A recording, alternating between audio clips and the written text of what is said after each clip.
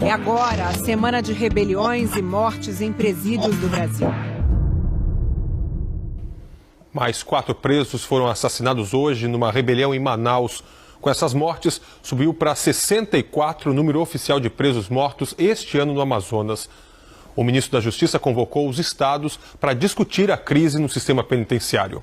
Entes de presos chegaram ainda de madrugada à cadeia pública Raimundo Vidal Pessoa, no centro de Manaus. Foi para cá que 283 presos foram transferidos depois do massacre no maior complexo penitenciário do estado, que terminou com 56 mortos. Tiraram os meninos de lá, colocaram para cá para morrer aqui na sede. Estavam jogados aqui que nem bicho. Na rebelião de hoje, 4 presos morreram. 3 deles foram decapitados. A tropa de choque foi chamada para controlar os detentos, o que provocou tensão entre os parentes dos presos. Não pode, Deus, não pode, Senhor!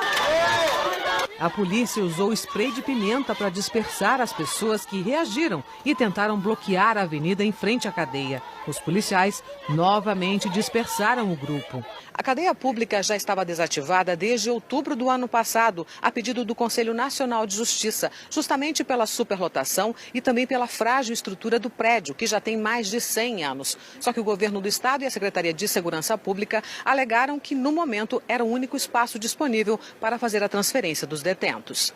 A cadeia passou por revista geral. A Secretaria de Segurança informou que existem 2 desaparecidos. Os 4 presos mortos já foram identificados. Outros 2 que foram feridos estão no hospital. Parte deles só conseguiu se livrar porque botou fogo em frente à cela e conseguiu evitar que os outros entrassem para que houvesse o confronto. Hoje, 3 corpos foram encontrados em um matagal atrás do complexo penitenciário, onde aconteceu o massacre no início da semana passada. Eles ainda não foram identificados. A Justiça do Amazonas determinou a liberação de 4 homens que estão presos no complexo penitenciário por atraso no pagamento de pensão alimentícia. Segundo a Defensoria Pública do Amazonas, a crise no setor carcerário expõe esses devedores de pensão a riscos excessivos. A Justiça deu um prazo de 30 dias para que eles apresentem a quitação do que devem. Caso contrário, podem voltar para a prisão. O ministro da Justiça, Alexandre de Moraes, autorizou neste domingo o empréstimo de equipamentos de varredura e o envio da Força Integrada de Atuação no Sistema Penitenciário para ajudar o governo do Amazonas. Os estados de Roraima, Rondônia e Mato Grosso também vão receber ajuda do governo federal. O ministro marcou para a semana que vem uma reunião com representantes de todos os estados para discutir a crise penitenciária.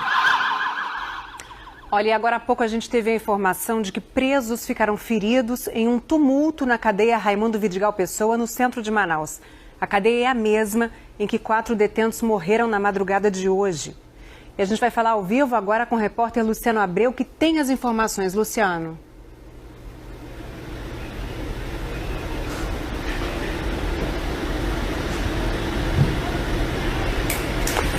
Daqui a pouco a gente tenta uma nova comunicação com o Luciano. E a sequência de mortes nessas cadeias começou há uma semana. Os nossos repórteres entrevistam um policial que estava na linha de fogo dos bandidos no massacre do primeiro dia. E mostram também a fila do pó, um sinal de que o desmando no presídio de Manaus não é de hoje. Segundo autoridades federais e estaduais, a ordem para a rebelião foi dada a mais de 2.000 quilômetros de distância no Presídio Federal de Segurança Máxima de Campo Grande, Mato Grosso do Sul. É lá que estão encarcerados os chefes da facção criminosa que controla o tráfico de drogas na região norte do Brasil. O principal deles aparece nestas imagens obtidas pela Polícia Federal, numa festa de aniversário extravagante. É o traficante José Roberto Fernandes Barbosa, 44 anos, preso na Operação La Muralha em 2015. É conhecido no mundo do crime como Zé Roberto da Compensa. Em 2015, a operação prendeu 17 chefes da facção. Eles foram mandados para prisões federais fora do Amazonas, no regime disciplinar diferenciado, o RDD, em que o criminoso fica em isolamento. Os chefes continuam presos, mas passaram a ter direito a visitas. Segundo as autoridades, a ordem que chegou a Manaus foi executada por bandidos do terceiro escalão da quadrilha. Foram eles que deflagraram a carnificina com 56 mortes no complexo penitenciário Anísio Jobim. Em outro presídio, mais 4 condenados foram assassinados. Além disso, 183 detentos escaparam na contagem oficial. A maioria ainda está foragida. Os presos executados eram principalmente de uma facção rival da região sudeste, que estaria em guerra com a quadrilha amazonense pelo controle do tráfico na região norte. O massacre foi executado com selvageria. Muitos corpos foram degolados e mutilados. É uma estratégia de atuação dessas organizações criminosas que lidam especialmente com o tráfico de drogas, com controle de áreas, de regiões. Eles têm realmente no DNA deles, vamos dizer assim, essa marca da violência, da brutalidade.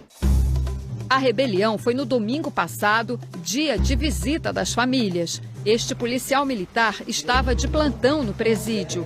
Esta é a primeira entrevista dele. O PM conta como percebeu os primeiros sinais de que havia algo errado. A gente começou a perceber porque os presos estavam ordenando para a visita sair o mais breve possível. Então, olha, acabou a visita, vamos embora. Você estava onde quando você viu isso? Estava descendo na guarita e chegando na guarda. A guarda é esse pequeno espaço aqui que fica de frente com o muro, praticamente colado com o muro que dá acesso aos pavilhões do complexo. O complexo Anísio Jobim tem capacidade para 454 presos em regime fechado. No dia da rebelião, abrigava quase 3 vezes mais. Eles mandam e desmandam. Segundo o policial militar, armas, celulares e drogas entram no presídio sem nenhum controle. Estas imagens são de 2013.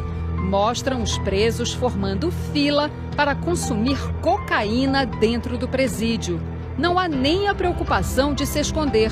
Os homens olham para a câmera, brincam, se drogam e voltam para a fila. Uma comunhão de ócio, impunidade e falência do sistema. As armas teriam entrado pelo mesmo caminho que as drogas. O complexo penitenciário de Jobim tem um ponto vulnerável.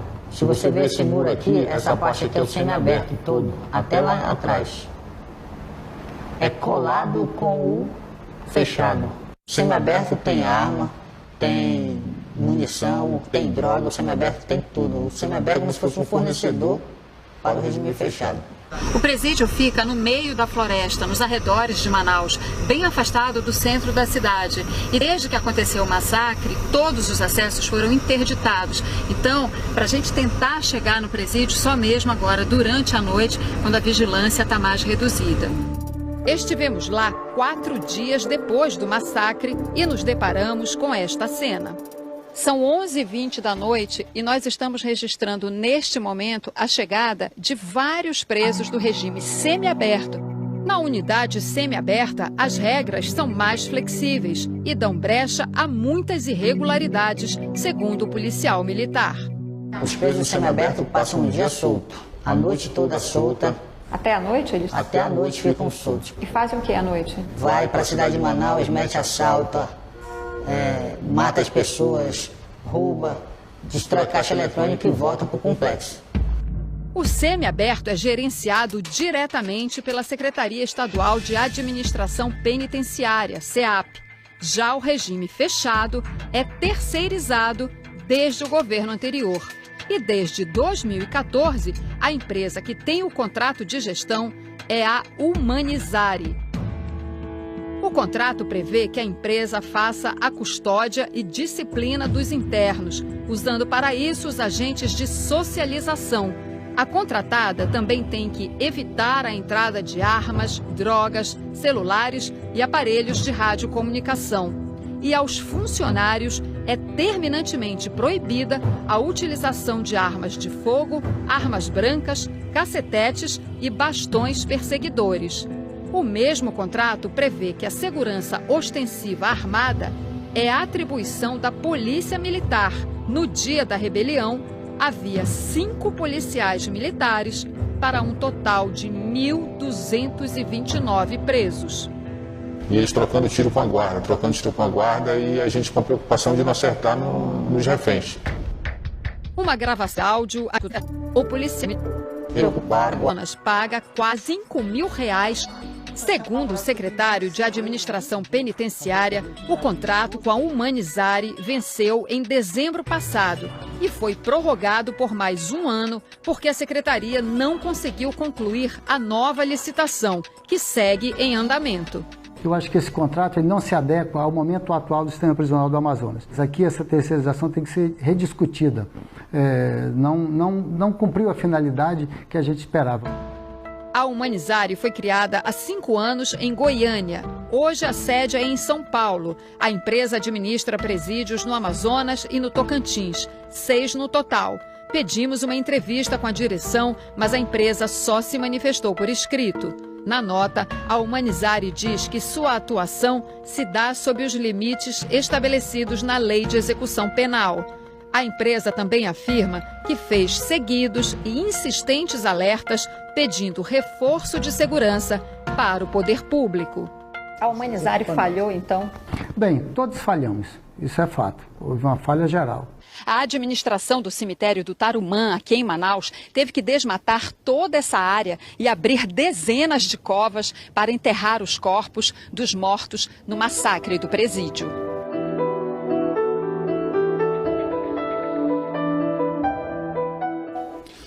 A raiz do massacre em Manaus está na fronteira do Brasil com a Colômbia. E é por lá que drogas e armas entram na região norte. O mundo tem esquinas e nós estamos em uma delas. Sem nenhuma placa, sem nenhum sinal, no meio do Rio Solimões, muitos caminhos se encontram. Pode até não parecer, mas nós estamos num lugar muito importante da Amazônia. Aqui, neste ponto do rio, fica a Tríplice Fronteira. Ali, na outra margem, está Santa Rosa, território peruano. Atravessando o Rio Solimões, fica Letícia, na Colômbia. E aqui, bem em frente onde nós estamos, Tabatinga, território brasileiro. A paisagem é muito parecida. Para os nossos olhos não existe fronteira. Para o tráfico de drogas, também não. As autoridades têm certeza de que os traficantes estão por aqui. Mas onde? A Rota Solimões é um dos principais corredores de entrada de drogas no Brasil. Aqui é o principal meio de escoamento da droga produzido no Peru e na Colômbia, que são os maiores produtores mundiais, né? É diferente de outras rotas porque é ao mesmo tempo um caminho e um esconderijo. O que a gente tem conhecimento é a utilização de saída da calha principal do rio, né, utilizando igarapés, furos e utilizando a navegação no período noturno. São 1.600 quilômetros de rio, entre Tabatinga, na Tríplice Fronteira, e Manaus. No caminho, existem 3 bases da Polícia Federal. Nós vamos conhecer uma delas, a base Anzol. Uma base flutuante, que é o principal ponto de combate ao tráfico aqui na região da Tríplice Fronteira. Aqui trabalham 40 pessoas numa ação conjunta das polícias federal, militar e civil e das Forças Armadas. Eles passam 6 dias seguidos na base, no meio da floresta. Todo barco que passa por aqui é obrigado a parar. E é vasculhado centímetro por centímetro. Todos os passageiros desembarcam com as malas. Quem é essa mochila, essa mala aqui, ó? É sua? Abrir, por favor.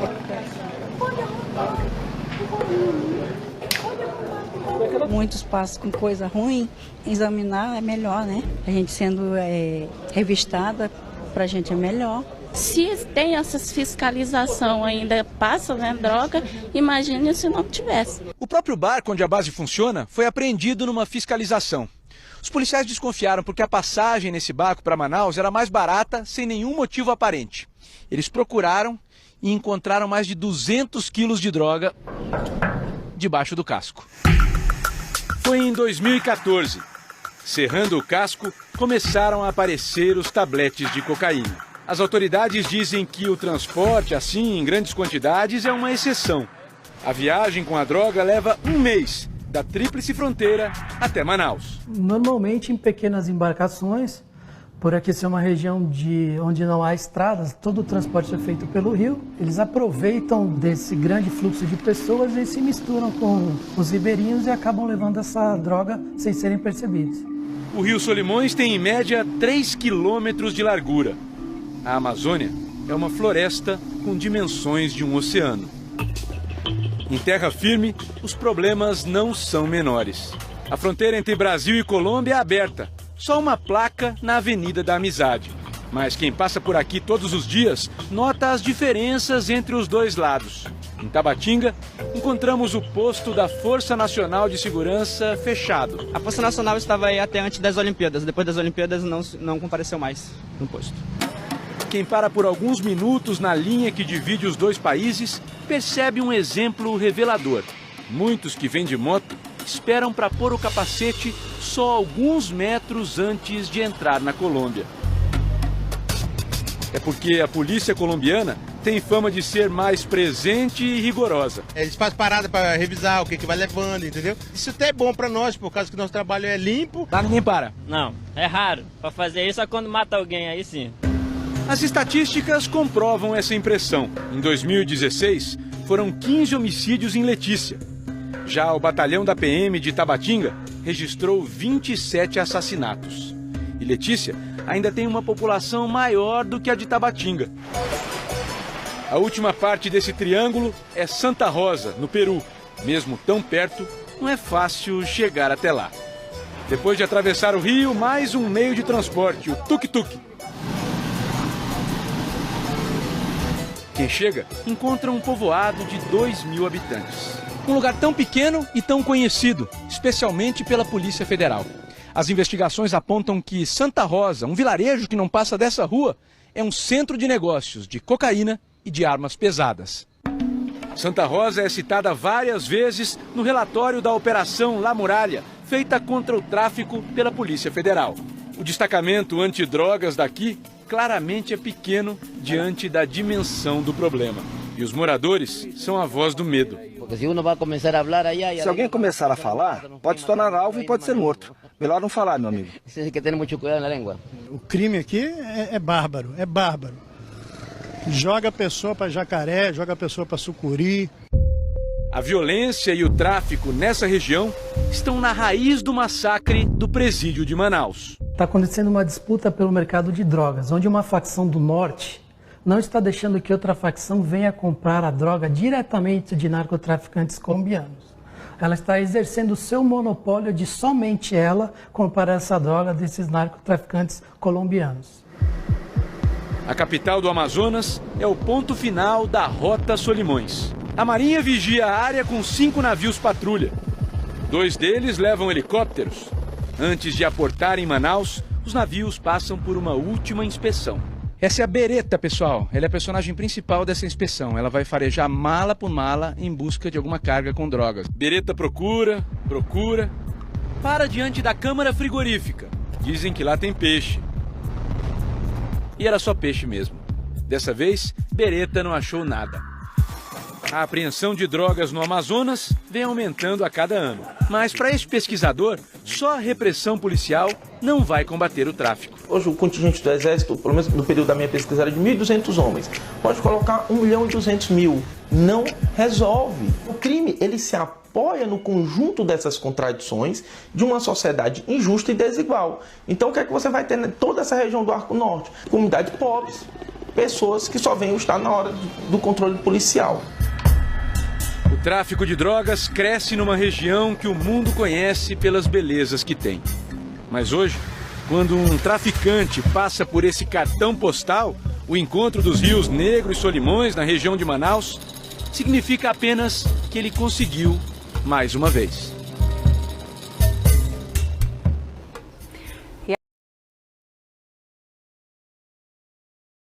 Olá, boa noite. Falamos ao vivo aqui da frente da cadeia pública Raimundo Vidal Pessoa, no centro de Manaus. Houve um tumulto no início da noite, nós ouvimos sons de disparos, explosões, alguns gritos. E a partir desse início de tumulto do início da noite, começaram a chegar vários carros da Polícia Militar e também, inclusive, carros do SAMU. Pelo menos 4 carros do SAMU chegaram aqui na cadeia pública. A gente vai ver agora imagens, esses carros saíram daqui agora há pouco, levando a informação que nós temos, feridos durante esse conflito dos presos. Lembrando que o crime está tenso aqui na cadeia pública desde o início da madrugada. Foi um dia tenso de familiares acompanhando aqui. Então, por conta desse clima tenso, houve um princípio de tumulto no início da noite e pelo menos 7 detentos, de acordo com informações do SAMU, teriam ficado feridos durante esse confronto. Eles foram levados daqui, escoltados pela Polícia Militar, nos carros do SAMU, para o Hospital 28 de Agosto, o pronto-socorro, o maior pronto-socorro aqui do Amazonas, para acompanhar o estado deles. A gente vai continuar aqui acompanhando. Luciano Abreu, de Manaus, para o Fantástico. É agora a semana de rebeliões e mortes em presídios do Brasil. Mais 4 presos foram assassinados hoje numa rebelião em Manaus. Com essas mortes, subiu para 64 o número oficial de presos mortos este ano no Amazonas. O ministro da Justiça convocou os estados para discutir a crise no sistema penitenciário. Entes de presos chegaram ainda de madrugada à cadeia pública Raimundo Vidal Pessoa, no centro de Manaus. Foi para cá que 283 presos foram transferidos depois do massacre no maior complexo penitenciário do estado, que terminou com 56 mortos. Tiraram os meninos de lá, colocaram para cá para morrer aqui na sede. Estavam jogados aí que nem bicho. Na rebelião de hoje, 4 presos morreram. 3 deles foram decapitados. A tropa de choque foi chamada para controlar os detentos, o que provocou tensão entre os parentes dos presos. Não pode, Deus, não pode, Senhor! A polícia usou spray de pimenta para dispersar as pessoas que reagiram e tentaram bloquear a avenida em frente à cadeia. Os policiais novamente dispersaram o grupo. A cadeia pública já estava desativada desde outubro do ano passado, a pedido do Conselho Nacional de Justiça, justamente pela superlotação e também pela frágil estrutura do prédio, que já tem mais de 100 anos. Só que o governo do estado e a Secretaria de Segurança Pública alegaram que, no momento, era o único espaço disponível para fazer a transferência dos detentos. A cadeia passou por revista geral. A Secretaria de Segurança informou que existem 2 desaparecidos. Os 4 presos mortos já foram identificados. Outros 2 que foram feridos estão no hospital. Parte deles só conseguiu se livrar porque botou fogo em frente à cela e conseguiu evitar que os outros entrassem para que houvesse o confronto. Hoje, 3 corpos foram encontrados em um matagal atrás do complexo penitenciário, onde aconteceu o massacre no início da semana passada. Eles ainda não foram identificados. A Justiça do Amazonas determinou a liberação de 4 homens que estão presos no complexo penitenciário por atraso no pagamento de pensão alimentícia. Segundo a Defensoria Pública do Amazonas, a crise no setor carcerário expõe esses devedores de pensão a riscos excessivos. A Justiça deu um prazo de 30 dias para que eles apresentem a quitação do que devem. Caso contrário, podem voltar para a prisão. O ministro da Justiça, Alexandre de Moraes, autorizou neste domingo o empréstimo de equipamentos de varredura e o envio da Força Integrada de Atuação no Sistema Penitenciário para ajudar o governo do Amazonas. Os estados de Roraima, Rondônia e Mato Grosso também vão receber ajuda do governo federal. O ministro marcou para a semana que vem uma reunião com representantes de todos os estados para discutir a crise penitenciária. Olha, e agora há pouco a gente teve a informação de que presos ficaram feridos em um tumulto na cadeia Raimundo Vidigal Pessoa, no centro de Manaus. A cadeia é a mesma em que 4 detentos morreram na madrugada de hoje. E a gente vai falar ao vivo agora com o repórter Luciano Abreu, que tem as informações. Luciano.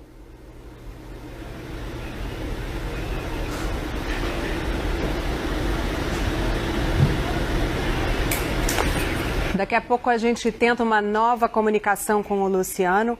E a sequência de mortes... Capacidade para 454 presos em regime fechado.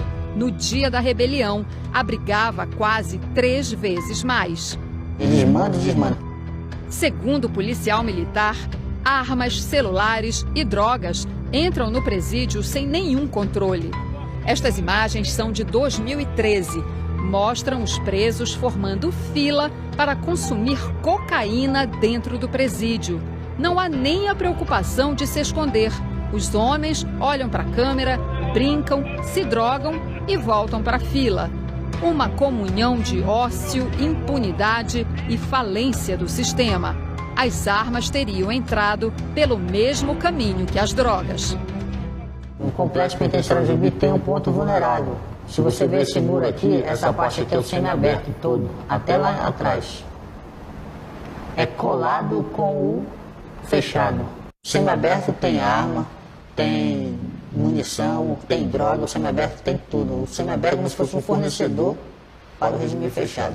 O presídio fica no meio da floresta, nos arredores de Manaus, bem afastado do centro da cidade. E desde que aconteceu o massacre, todos os acessos foram interditados. Então, para a gente tentar chegar no presídio, só mesmo agora, durante a noite, quando a vigilância está mais reduzida.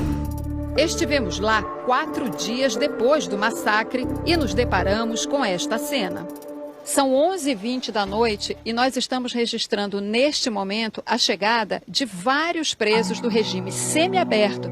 Na unidade semiaberta, as regras são mais flexíveis e dão brecha a muitas irregularidades, segundo o policial militar. Os presos semiabertos passam um dia solto, a noite toda solta. Até a noite eles? Até a noite ficam soltos. E fazem o que à noite? Vai para a cidade de Manaus, mete assalto, mata as pessoas, rouba, destrói caixa eletrônica e volta para o complexo. O semiaberto é gerenciado diretamente pela Secretaria Estadual de Administração Penitenciária, SEAP. Já o regime fechado é terceirizado desde o governo anterior. E desde 2014, a empresa que tem o contrato de gestão é a Humanizari. O contrato prevê que a empresa faça a custódia e disciplina dos internos, usando para isso os agentes de socialização. A contratada também tem que evitar a entrada de armas, drogas, celulares e aparelhos de radiocomunicação.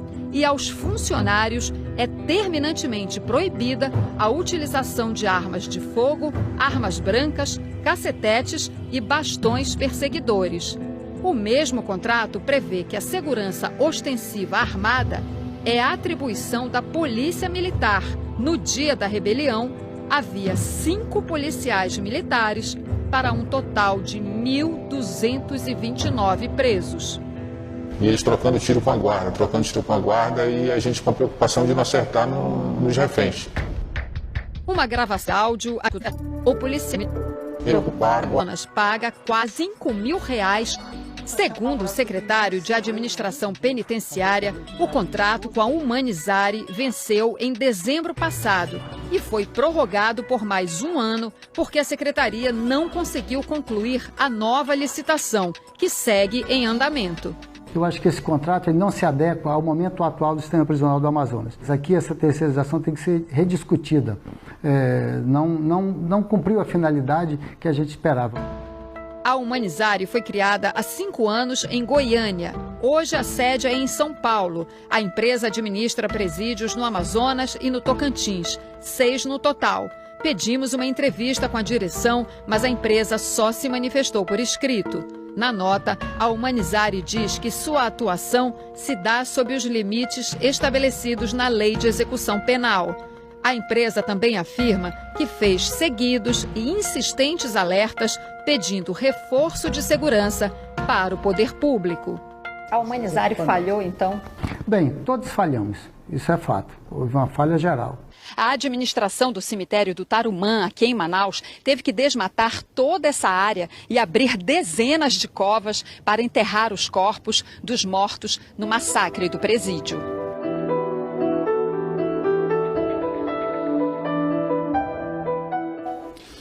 A raiz do massacre em Manaus está na fronteira do Brasil com a Colômbia. E é por lá que drogas e armas entram na região norte. O mundo tem esquinas e nós estamos em uma delas. Sem nenhuma placa, sem nenhum sinal, no meio do Rio Solimões, muitos caminhos se encontram. Pode até não parecer, mas nós estamos num lugar muito importante da Amazônia. Aqui, neste ponto do rio, fica a Tríplice Fronteira. Ali, na outra margem, está Santa Rosa, território peruano.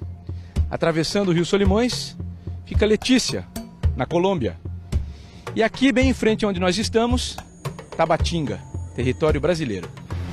A paisagem é muito parecida. Para os nossos olhos não existe fronteira. Para o tráfico de drogas, também não. As autoridades têm certeza de que os traficantes estão por aqui. Mas onde? A Rota Solimões é um dos principais corredores de entrada de drogas no Brasil. Aqui é o principal meio de escoamento da droga produzido no Peru e na Colômbia, que são os maiores produtores mundiais, né? É diferente de outras rotas porque é ao mesmo tempo um caminho e um esconderijo. O que a gente tem conhecimento é a utilização de saída da calha principal do rio, né, utilizando igarapés, furos e utilizando a navegação no período noturno. São 1.600 quilômetros de rio, entre Tabatinga, na Tríplice Fronteira, e Manaus. No caminho, existem 3 bases da Polícia Federal.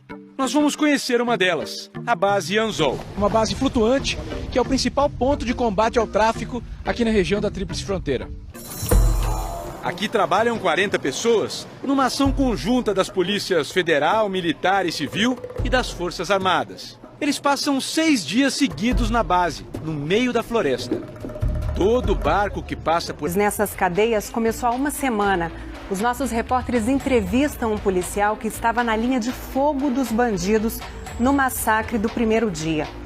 E mostram também a fila do pó, um sinal de que o desmando no presídio de Manaus não é de hoje. Segundo autoridades federais e estaduais, a ordem para a rebelião foi dada a mais de 2.000 quilômetros de distância no Presídio Federal de Segurança Máxima de Campo Grande, Mato Grosso do Sul. É lá que estão encarcerados os chefes da facção criminosa que controla o tráfico de drogas na região norte do Brasil.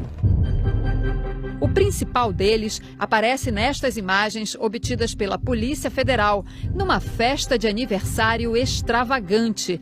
É o traficante José Roberto Fernandes Barbosa, 44 anos, preso na Operação La Muralha em 2015. É conhecido no mundo do crime como Zé Roberto da Compensa. Em 2015, a operação prendeu 17 chefes da facção.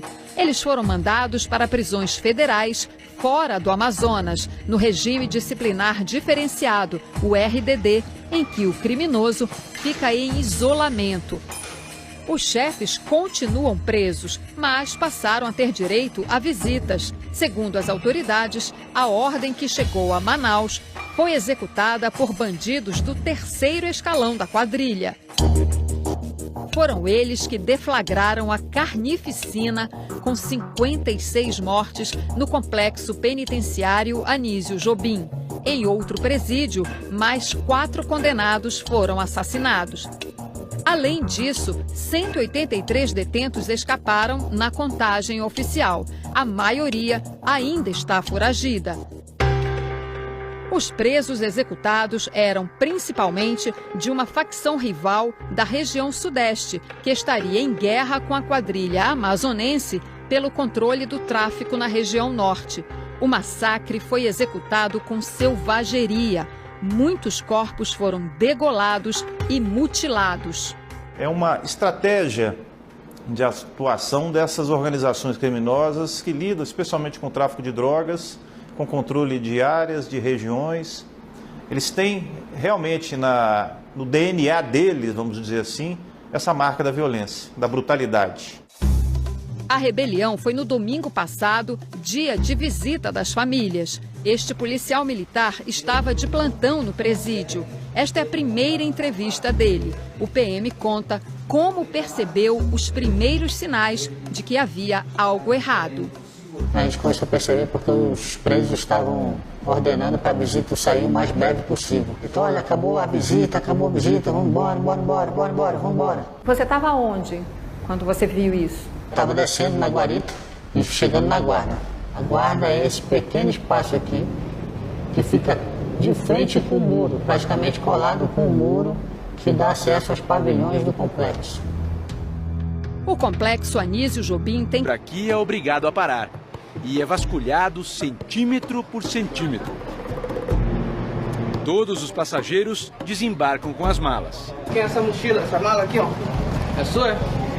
Abrir, por favor.